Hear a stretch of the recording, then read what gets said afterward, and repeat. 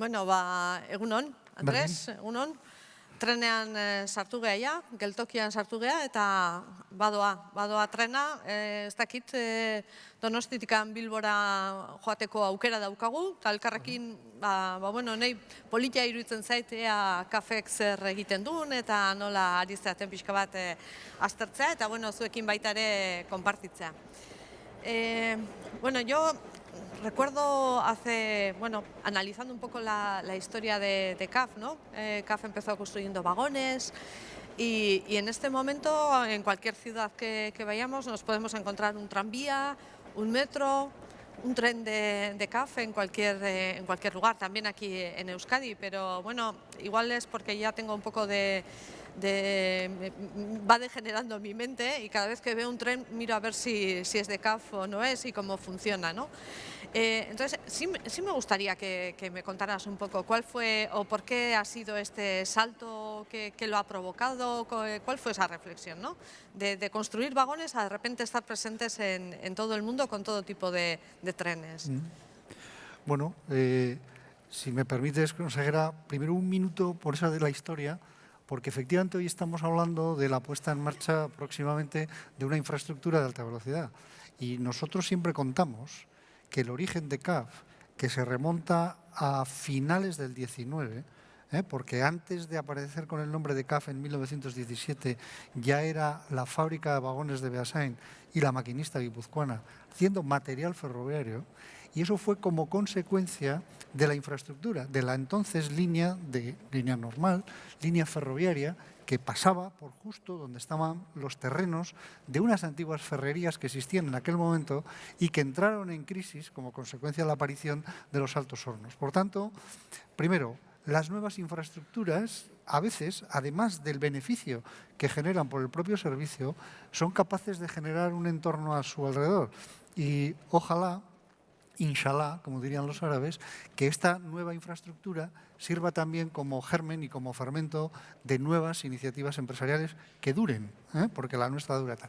Bueno, pasado esa parte y centrándonos ya más en la historia reciente, hay una parte que es bastante, pues también conocida, pero digamos que después de la guerra hasta el año 80, nuestro mercado era el mercado español.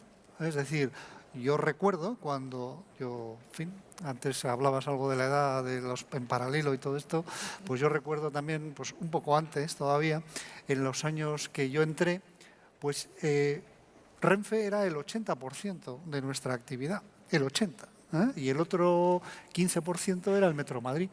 Entonces, evidentemente, cuando Renfe tosía, pues el resfriado que agarrábamos era importante, ¿no? Por tanto, a partir de finales del 80 y como consecuencia de una crisis, dijimos, o salimos fuera y aumentamos nuestras capacidades tecnológicas o no hay supervivencia posible, ¿no? Y fuimos, de alguna manera, equilibrando ese desarrollo. Es decir, por una parte, yendo a mercados, pues probablemente los primeros no eran los más exigentes. No nos fijamos en Alemania a principios de los 90, pero evidentemente fuimos buscando mercados en principio más accesibles y desarrollar nuestro propio concepto. Porque claro, también es que en aquel momento, pues ahora lo podemos decir, tampoco sabíamos hacer trenes. Éramos constructores de la parte mecánica de los trenes. Es decir, necesitábamos alguien que nos entregara la parte del equipo de tracción, la parte que realmente era la importante del tren, porque nosotros éramos constructores mecánicos. Eso sí lo vimos claro. O somos capaces de tener el tren en su globalidad o evidentemente no vamos a ser capaces de competir, ¿no? Y esa fue un poco la reflexión que os lleva a pasar de ser, permítame la expresión, carroceros... No, vagoneros, mejor vagoneros, ¿no? sí. A hacer un tren completo, ¿no? Sí. Y a poderlo poner en Y a poderlo poner en servicio y a poderlo poner en las vías, porque evidentemente, y esto se puede contar ahora, teníamos que ir a muchos de nuestros competidores a pedirles el equipo de tracción para poder ir a competir. Bueno, pues lo hacíamos. Hoy, afortunadamente, no hacemos eso, porque es evidente que no se puede competir en estos momentos. Y ese fue, de alguna manera, el inicio de un desarrollo que nos ha llevado a una actividad internacional. Una actividad internacional que ahora pues es prácticamente la totalidad, ¿no? Afortunadamente, y bueno, y creo que en estos momentos además, está por ahí Juan, hoy presentamos una oferta en Renfe. Renfe está en un proceso de inversión importante en trenes regionales, en trenes de cercanías, etcétera, que yo espero que el cambio ese del nombre del ministerio nos venga muy bien, ¿no? Movilidad urbana, etcétera, y todos los temas de cercanías, porque hay proyectos muy importantes que Renfe, que estamos en estos momentos presentando, porque es que en estos momentos toda la actividad nuestra, toda, es para mercados internacionales. Entonces, hay que equilibrar un poco eso, o queremos equilibrar, y por supuesto haremos buenas ofertas para competir como competimos en otras partes. A ver, yo creo que eso, lo hemos visto además desde ETS, desde Euskotren, cuando hemos ido pues poniendo en servicio diferentes tipos de infraestructura. Yo recuerdo también cuando empezamos con el tranvía, cómo lo ponemos, aquel debate de si lo hacemos 100% piso bajo, 100% accesible o no lo hacemos 100% accesible. Bueno, vosotros habéis ido desarrollando mucha tecnología, ¿no?, alrededor de eso, del metro. Recuerdo también aquel debate que yo creo que existe todavía, si lo ponemos con catenaria, sin catenaria, una visita a Sevilla. Yo creo que eso también nos ha ido, bueno, pues a base de ir solucionando problemas, ¿no?, vais introduciendo esas nuevas tecnologías, ¿no? ¿Cómo os apoyáis en posibles gobiernos? Porque, en definitiva, alguien que hace trenes no los vende a un privado, con perdón, no se venden en una tienda ni a través de un distribuidor, ¿no? Son generalmente infraestructuras de gobiernos públicas. Sí es verdad que, por ejemplo, has citado el caso del tranvía, pero se podía citar los casos del metro o los casos de cercanías. El hecho de tener una referencia en tu propio mercado más cercano, eso sirve y mucho a la hora de ir fuera. Es decir, no es lo mismo intentar ir a vender tranvías a Holanda si no tienes referencias en tu propio entorno, ¿no?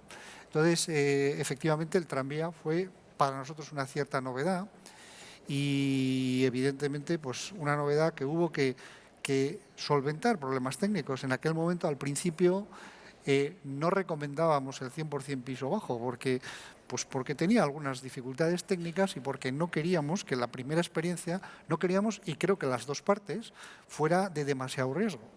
Tengo que recordar que a un fabricante importante, cuyo nombre no citaré, tuvo que retirar todos los tranvías de piso bajo que había puesto en muchísimas ciudades europeas por un problema de resistencia. Es decir, no habían, yo creo que no habían pasado bien lo del cálculo de materiales, ¿no? Entonces, efectivamente, se empezaron a agrietar los tranvías y los tuvieron que retirar. Entonces, nosotros decíamos que en aquel momento, son cosas parecen de la prehistoria, pero son de hace 20 años, afortunadamente hoy no se nos ocurre ofertar y a nadie se le ocurre pedir un tranvía que no sea piso 100% bajo. Es decir, accesibilidad total en las ciudades para hacerlo de una manera rápida y cómoda y, digamos, perfectamente válida para todas las personas con discapacidad, etcétera, ¿no? Personas con movilidad reducida y todo ese tipo de cosas. La parte de la catenaria fue otra historia, es decir, otra historia que nos ha abierto a veces a todo otro desarrollo. Es decir, y antes has contado lo de Sevilla porque también lo hemos contado muchas veces, pero es verdad que gracias a la Semana Santa y a las procesiones de Sevilla, nosotros hemos desarrollado la acumulación de energía. Y esto parece un poco tomadura de pelo, pero es verdad. Pusimos unos pocos tranvías allí alrededor, en el centro histórico de Sevilla, cerca de la catedral, y un día recibimos la llamada del alcalde de Sevilla para decir, oiga, quíteme estos cables que tengo por aquí, al lado de la catedral. Digo, oiga, bien, yo si quiere los quito, pero si se los quito, el tranvía no puede andar, porque es que la energía se va. Ya, pero es que yo tengo otro problema, es que si están estos cables, no pasan los pasos de Semana Santa. Y es más importante los pasos de Semana Santa que el tranvía. Y digo, eso ya me doy cuenta. Y efectivamente quitamos la catenaria y la volvimos a poner cuando pasó la Semana Santa. Y Yo así, me acuerdo de ese detalle, ¿no?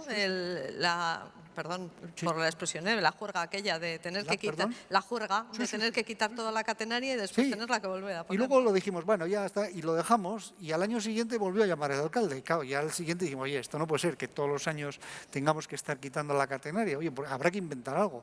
Y nuestra gente de CAF Power, nuestros ingenieros, pues desarrollaron la acumulación de energía. Empezó ahí. Acumulación de energía que nos ha llevado a que hoy, por ejemplo, pues la línea 2 del tranvía de Zaragoza, o Luxemburgo, o Kaohsiung en Taiwán, o Birmingham, o otras ciudades, hayamos empleado este sistema de acumulación de energía en el cual se reduce enormemente los gastos de infraestructura porque no hace falta. Por ejemplo, Kaohsiung es la primera línea en el mundo que no hay, me parece que son 10 o 12 o 15 kilómetros, no recuerdo exactamente, en las que no hay absolutamente ninguna catenaria. Todo es como la acumulación de energía que el tranvía aprovecha las paradas para cargar las baterías y efectivamente, digamos, continuar. O sea que desarrollo tecnológico como conclusión para poder estar en los mercados. Hablabas un poco del tema internacional, ¿no? Y antes hemos dicho que vas a cualquier ciudad y siempre puedes encontrar algo de CAF, algún tipo de tren. A ver, para nosotros como Euskadi, que somos 2 millones y pico de habitantes, pues CAF es una gran empresa, ¿no? Cuando os comparáis con competidores, siempre me sueles decir que sois, bueno, pues casi pequeñitos, ¿no? Y recientemente hemos visto también en Europa ese intento que ha habido de fusión Alstom-Siemens, que no ha podido ser. Bueno, pero por ejemplo en China hay grandísimos competidores. ¿Cómo vivís esa relación, ¿no? Porque en estos momentos en Europa pues, tenéis competidores, pero estáis ahí, ¿no? Estáis consiguiendo además contratos recientemente muy importantes. Hoy yo creo que en prensa venía que las exportaciones de Guipúzcoa han ido muy bien porque CAF ha exportado Sí, mucho. pero no me cuadra, porque 200 y pico % ya nos gustaría, pero no, creo que ahí alguien se le ha ido alguna coma, me parece. Pero bueno, vuestra presencia internacional es Sí. clara, la competición tiene que ser terrible, pero ¿cómo podéis abordar el estar presente en todos esos mercados? Y decías que Kaohsiung está bastante lejos, con unos competidores como los chinos que ya están empezando a venir también en sistemas ferroviarios a Europa, ¿no? ¿Cómo lo veis y cómo lo vivís? Bueno, si nos comparamos en términos de tamaño, los chinos son evidentemente muchísimo más grandes que nosotros, pero muchísimo más grandes que nuestros competidores, que son 4 o 5 veces más grandes que nosotros. Por tanto, evidentemente el tamaño es importante, ¿no? Bueno, de todas formas, nosotros en ese contexto estamos compitiendo. Nosotros, bueno, pues seguimos en términos históricos y en términos relativos, términos históricos absolutos y relativos, con un nivel de cartera muy alto y penetrando en mercados de, digamos, de cada vez mayor contenido tecnológico, ¿no? Es decir, Noruega, Holanda, Alemania, Suecia, Inglaterra, Francia, no son, evidentemente, en este aspecto, mercados tal. Por tanto, no todo es el tamaño, pero lo que no dejamos de hacer es estar perfectamente atentos. Evidentemente, los chinos es un problema para todos, es un problema para toda la industria europea, porque las reglas del juego no son las mismas, es evidente. A ti no te dejan ir allí y ellos vienen aquí en mejores condiciones. Sí es verdad que empezamos a observar en los ámbitos de la Unión Europea una mayor preocupación, diría que siempre ha habido, pero también ya una ocupación del asunto. Es decir, oye, yo te voy a poner las mismas reglas que te voy a poner a ti. No podemos hacerlo como los americanos, que han dicho fuera, los chinos fuera y se acabó. Y ya está. Es decir, bueno, ya lo hacían con todos, porque evidentemente el mercado liberal de Estados Unidos será liberal para algunas cosas, desde luego para el mercado del ferrocarril no es en absoluto liberal, ¿no? Entonces, Os obligan a estar allí, ¿verdad? nos obligan a estar allí, nos obligan a que al menos un 70% del valor del tren sea americano, con proveedores americanos y ensamblado en fábricas americanas. Es decir, esto que, y si los fondos son federales, es decir, que directamente el gobierno federal paga, como es el caso de Amtrak, es el 100%. El 100%. Entonces, Eso que llaman el local content en otros países también, Estados Unidos. ellos lo llaman Buy American Act. Sí. Bueno, pues es lo En mismo. definitiva, Buy American. la competencia es grande y además tienes la obligación de estar allí. American First, pero el American First no es en este caso de ahora, es de antes, de todos los anteriores también. Y ahora con esta normativa, pues evidentemente a los chinos que empezaban a entrar en Estados Unidos les empiezan a poner dificultades. Bueno, yo soy partidario evidentemente de la apertura de mercados, pero con reglas de juego. Nosotros no nos importa que una compañía sea un poco más grande, pero que las reglas del juego sean las mismas para todos. Porque si las reglas son, tú ya te buscarás tu vida y ya verás si el tamaño es la clave o no es la clave para poder terminar. Lo que en todo caso sí es clave es la competitividad global que tú consigas. Y bueno, pues esa es una asignatura que todos tenemos pendientes y que todos tenemos, yo creo que recorrido. Y cuando ves que tienes recorrido dices, bueno, me tengo que ocupar también de esto, porque lo que no se puede hacer es dormirse en los laureles. Los éxitos de hoy no garantizan el futuro. Mira, me gusta oír la palabra competitividad porque creo que últimamente la estamos utilizando cada vez menos y es muy importante, ¿no? Hablamos siempre de formación, de personas, de tecnología, pero a veces se nos olvida que no es tanto ser muy grande. Evidentemente, en un mercado como el que vosotros os movéis hay que tener una cierta dimensión, si no, no puedes estar.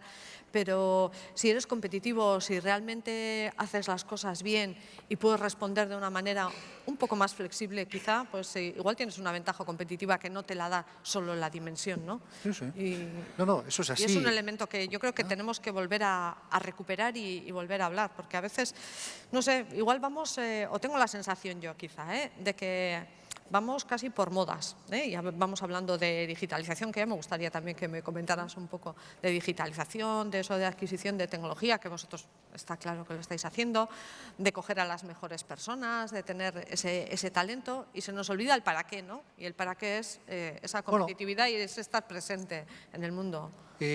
Nosotros estamos muy involucrados en este asunto y concretamente no puedo dar muchas pistas, pero efectivamente en todo nuestro negocio tradicional de vehículos pues afronta una revolución en la forma interna de hacer las cosas, que se está explicando directamente estos días a toda la plantilla. Creo que la semana pasada 1000 personas han estado escuchando y dicen, o cambiamos o vamos a perder competitividad y vamos a perder mercados. Es decir, esta es una parte también que no se puede olvidar de la estrategia. Es decir, la búsqueda de la competitividad, que no es la búsqueda de la competitividad solamente, digamos, ir a la última línea de nuestro... Que la última línea es el montaje del tren. Podemos, por dar una cifra, podemos decir que lo que representa la mano de obra directa en un tren es un 10%. ¿Vale? ¿De acuerdo? Y no digo que no haya que actuar sobre ese 10%, pero es que hay otro 90% por delante que parte desde el momento en que tú haces las ofertas, de cómo las haces, de cómo diseñas, de cómo compras, de cómo integras todo ello, de cómo te organizas internamente, y eso evidentemente, pues en la medida en que cada vez tenemos más proyectos y que hemos tenido que atender a más mercados, pues igual tenemos que hacer una cierta autocrítica y decir, señores, toca otra vez, y señoras, toca otra vez, evidentemente, revisar todo ese tipo de cosas y volver a las ideas básicas, probablemente para hacerlo de una manera distinta, no para hacerlo como hacíamos antes, pero sí que efectivamente es una parte importante que no puede, de alguna manera, fijarse solo en la parte de la tecnología. Oye, como has dicho lo de señoras, y Sí. yo soy una señora que también estudié ingeniería, como vosotros que sois una empresa que absorbe ingenieros e ingenieras pues casi de una forma multitudinaria, ¿cómo estáis viendo esa parte? Ya sé que no tiene nada que ver con la tecnología Sí, y esto, pero... pero desde el punto de vista de gestión de personas y demás, ¿cómo estáis viendo? ¿Hay interés en las chicas por la ingeniería, por los trenes, por el sistema ferroviario, sabiendo que es muy amplio vuestro negocio en este momento, que también me gustaría que lo tocaras un poquito, porque ya no es solo los trenes, sino toda esa cantidad de compañías que tenéis alrededor, ¿no? De lo que es CAF. Quiero intentar voy a dar cifras, en lugar de opiniones. Pero en los últimos años, cuando hemos hecho un llamamiento para puestos de oficiales de montaje, es decir, gente que tiene nivel de formación profesional, creo que se llama ahora de grado superior, Sí. el número de mujeres que se han presentado es de un 10%. Yo lo dejo ahí. Si en los últimos años han entrado titulados superiores, unos cuantos cientos, hablo de memoria, pero creo recordar, y si hay alguien de aquí de la casa que me equivoco en el número que me lo diga, pero desde luego no llega al 50% el número de mujeres que se presentan. Tengo en la cabeza un 30 y tantos %. ¿Vale? También es verdad que es cierto que en el caso de mujeres ingenieros, vamos a decirlo, ingenieras, es mayor el porcentaje de las que entran que de las que se presentan, que no ocurre en el caso de formación profesional.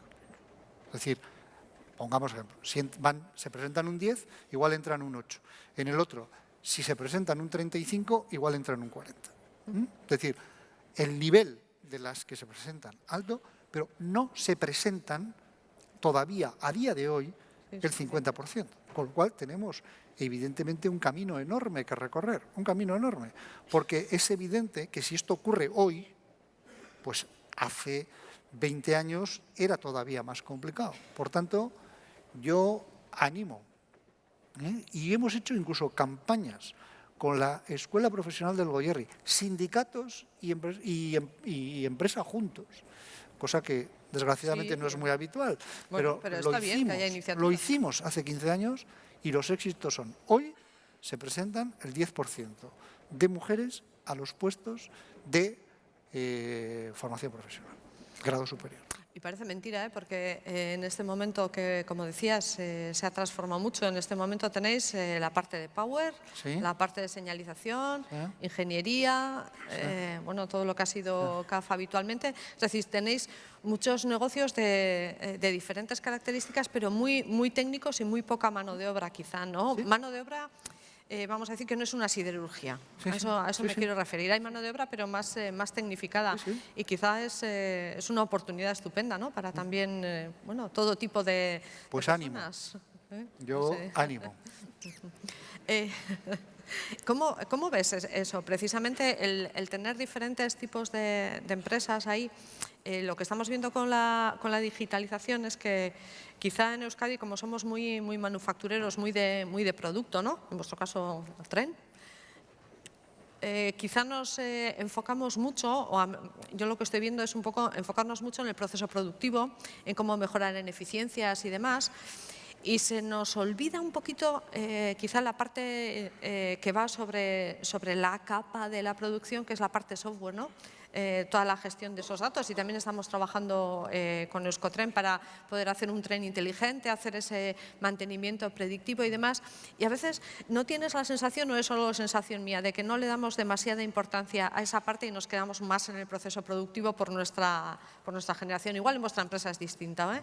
Bueno, intentamos, no sé si es distinta, pero nosotros una vez que dimos ya el paso de decir, más o menos, y con todos los respetos, tenemos el control del tren, el tren solo no sirve para nada porque está dentro de un sistema, dentro de un sistema.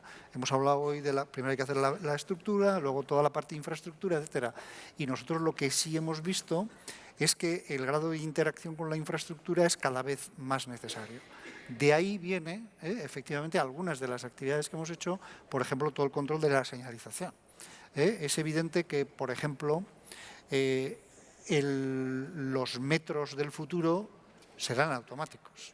Eso no tiene, bueno, ya son ahora. Son vehículos autónomos, en definitiva. Vehículos autónomos, ¿no? en definitiva. Todo esto que estamos hablando del vehículo autónomo, el metro ya lo tiene resuelto. Y como el metro, paulatinamente, en el ferrocarril, digamos, más convencional, también se va a ir dando pasos en ese sentido. Por tanto, para nosotros, acceder a todo lo que es algo más allá del tren es una línea estratégica de primer nivel. Y, por tanto, eso es lo que estamos desarrollando con toda la parte, en principio, con toda la parte de señalización, porque es evidente que uno de los pivotes sobre los que va a girar nuestra estrategia de futuro es sobre el negocio de señalización. Que va muy ligado, es una parte de todo el proceso de digitalización, que sí es verdad que yo tengo que reconocer, y lo digo aquí, estás delante tuyo, que cuando empezasteis hace unos años a hablar de digitalización, digo, bueno, otra moda, ¿eh? O sea, primero fue la Ya se han inventado otra, ¿no? Ya se han inventado otra, ¿no? Joder, pero tengo que reconocer que es verdad, que es que está cambiando. Primero, bueno, es evidente. ¿Qué les contamos a, no sé, a los bancos, por ejemplo, que les está cambiando la digitalización, el fenómeno, o los seguros, o un montón de compañías? En nuestro caso, va a pasar algo de todo esto, ¿eh? Es decir, porque nosotros, todo el fenómeno de la digitalización, y antes me comentaba, tiene varios pivotes muy claros, ¿no? Por una parte, para hacer frente a todo lo que tenemos que hacer de la digitalización, todas nuestras infraestructuras, tanto físicas como de software, pues están quedando obsoletas y hay que cambiarlas, ¿no? Es decir, porque no dan ya capacidad para todo lo que tiene que absorber. Segundo, esas fábricas que tenemos tienen que ser digitales, pero rápido, y están siendo digitales, ¿eh? Ahí sí hemos aprovechado ahí lo que hemos hecho es aprovechar la puesta en marcha de nuestra fábrica de Gales, porque era más pequeña y más, en principio, controlable, para hacer una experiencia de digitalización global que la estamos extendiendo a todas las demás fábricas, a Beasain, Irún, Zaragoza. O sea, que la de Gales en este momento es una fábrica digital. Es una fábrica completamente conectada, digital, que por dar un ejemplo, que es el más, digamos, vistoso, tú vas allí, vas a hablar con un trabajador, le miras y dices, oye, ¿tú qué estás haciendo? Te saca una tablet parecida a esta, pues estoy montando los asideros de no sé qué, según este plano, aquí tengo los planos, aquí tengo las instrucciones, aquí tengo tal, me dice, te falta tal tornillo, pero no importa, tú lo puedes montar, déjalo, ponle una esto, tal. Cuando termino, me hace un test con las pruebas de autocontrol que tengo que tener, y que evidentemente no hay un plano, no hay un papel en todo eso, y evidentemente dile a esos señores ahora, o señoras, que no van a tener ese tablet, no saben trabajar. ¿Y la adaptación de esas personas a ese modo de trabajar ha sido sencilla?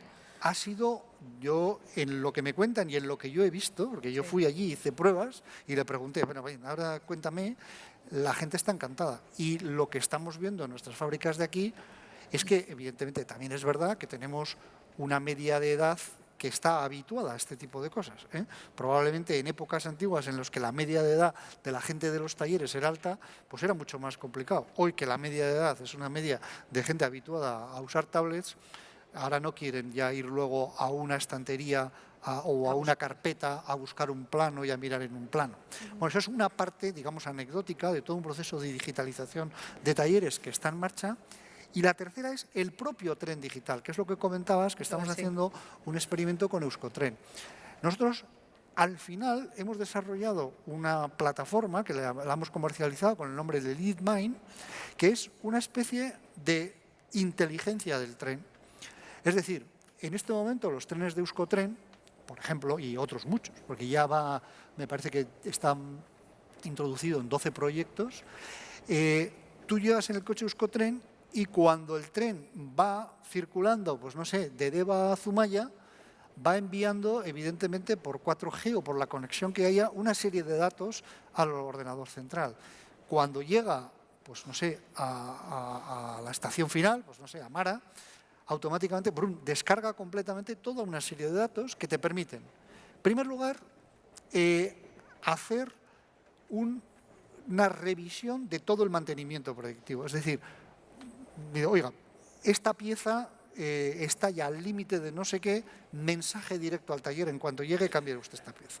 Cosa que hasta ahora, pues más o menos sigues unos protocolos de mantenimiento más o menos de forma periódica, establecidos, ¿no? La parte, por tanto, de mantenimiento predictivo está avanzando de una manera visceral.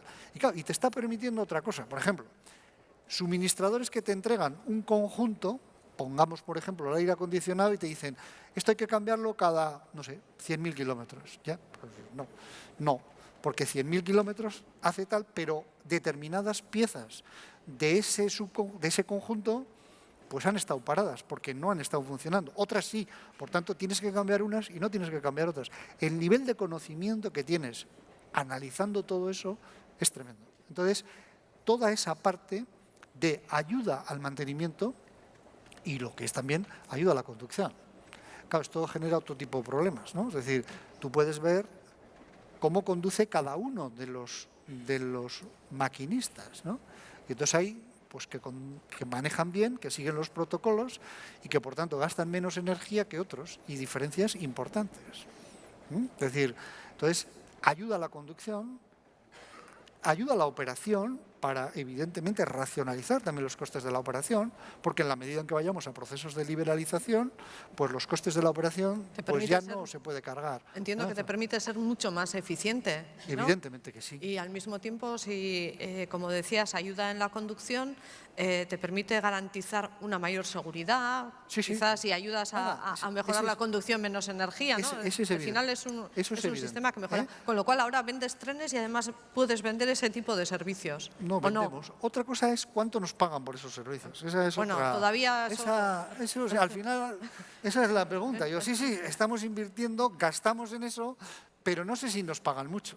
No sé si somos capaces. Todavía creo que esa parte del servicio asociado a la digitalización. Euskotren en concreto, pero yo creo que me estaba pidiendo un poco pero más. Está un poco a nuestros comerciales que esto ha costado mucho y que hay que sacarle rentabilidad, porque si no, no se puede seguir.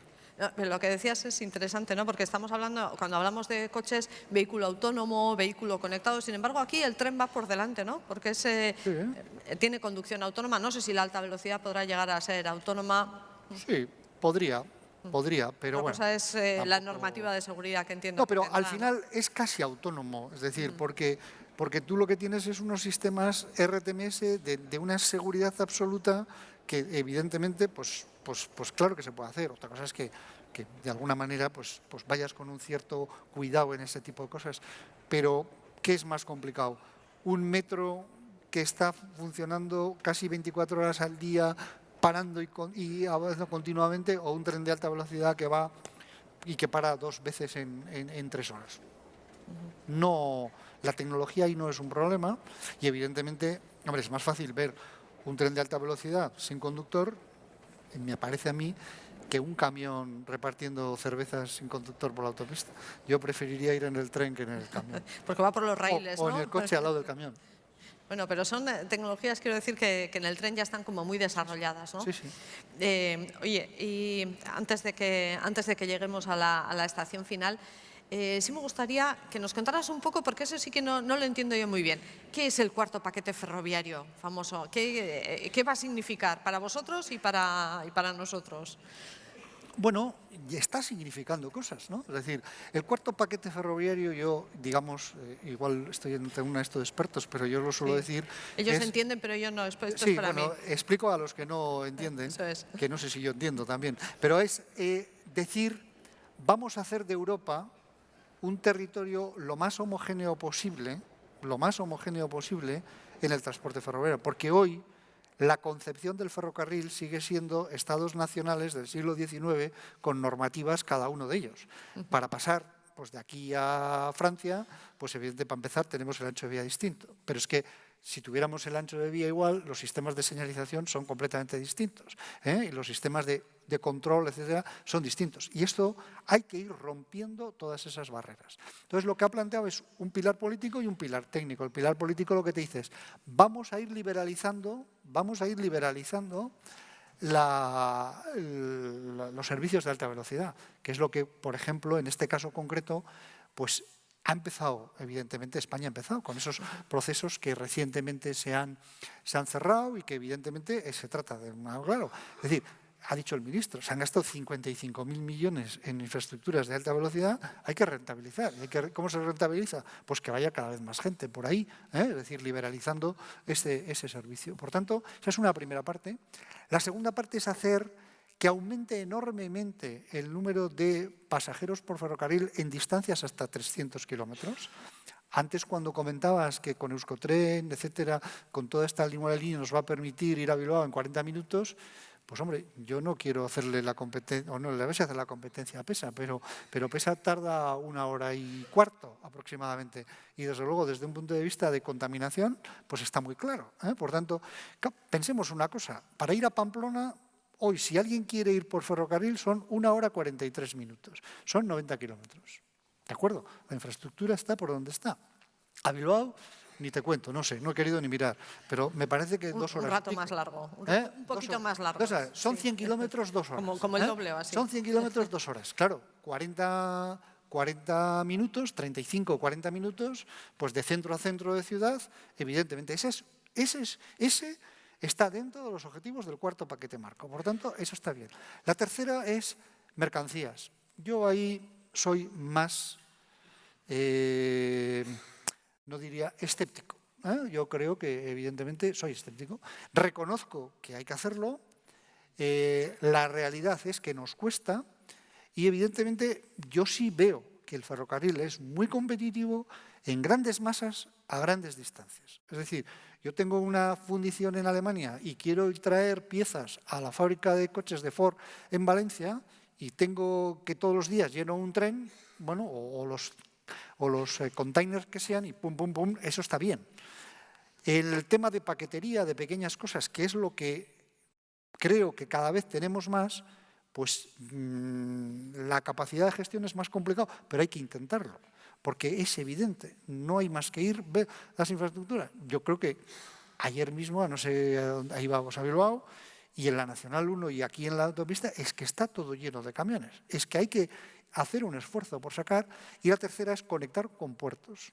Conectar con puertos. Entonces, esos son los pilares. Son pilares perfectamente asumibles. Y luego, los mecanismos son, claro, que haya una agencia de homologación única. Porque, claro, nosotros con los trenes, Alemania tiene su particularidad, Bélgica tiene la suya, si no tiene dos, Holanda tiene la suya, Inglaterra tiene la suya, cada país tiene la suya y evidentemente tú tienes un tren y el tren no está homologado para Europa. Eso hay que cambiar. Eso afortunadamente ya ha empezado a cambiarse.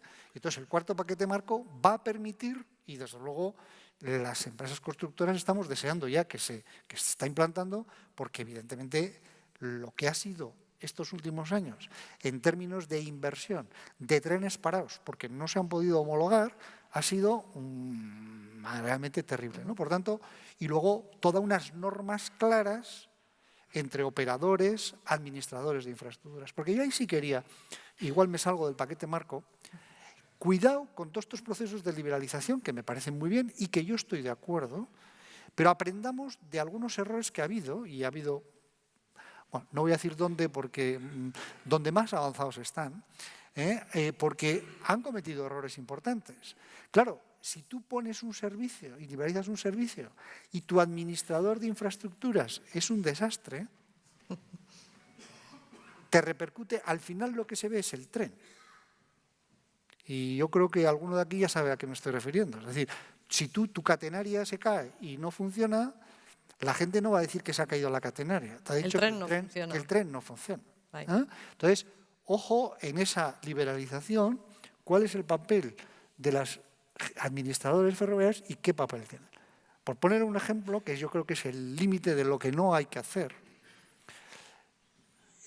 a ver si digo sin que luego nadie le ponga esto el apellido. A ver.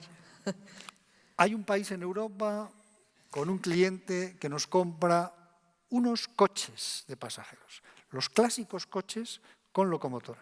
Nosotros le vendemos los coches. Esa autoridad tiene un Euskotren, que no es Euskotren, evidentemente, una autoridad del transporte, que a su vez lo cede a una compañía privada que hace la operación. Otra compañía provee las locomotoras, porque tiene locomotoras en stock. Hay otra siguiente compañía, que no es la que proviene las locomotoras, que hace el mantenimiento de las locomotoras. El mantenimiento de nuestros coches nos hace un competidor nuestro porque es el que tiene los depósitos en aquella zona. Con lo cual, cuando a mí la autoridad de ese país me decía, oiga, dentro de 3 meses esto irá mejor, y le digo, pues qué optimista es usted, porque yo no lo veo por ningún lado. De acuerdo que algún día puede fallar el tren. Poco. Pero otro día no hay locomotora. Otro día el del mantenimiento se lo ha olvidado. Cuidado. Y con un administrador de infraestructuras con unas competencias que todavía tiene que mejorar. En un recorrido larguísimo, con lo cual el nivel de incidencias es muy alto. Cuidado cuando hagamos procesos de privatización, que amarremos bien el sistema. La conexión entre el operador y la infraestructura. Bueno, que hemos llegado, pero... Hemos llegado, ¿no? Hemos llegado, pero yo creo que... En 40 minutos. Como decías, yo creo que en este momento se abre una oportunidad estupenda. Desde luego, desde Euskotren, lo decíamos antes, sí queremos ser al menos el proveedor de esos servicios en Intercities, que serán en unos trenes que serán modernos y tendrán probablemente wifi. Entiendo, porque si en el metro de Bilbao tenemos wifi, habrá que ponerlo también. Eso ya no hay en ningún sitio, ¿eh? Y evidentemente, yo creo, no creo que te sonará raro que si Euskotren quiere hacer ese servicio, nosotros también queremos estar ahí. ¿Querréis ser los que provean los trenes? Pues ya haremos algo. Es que ricasco.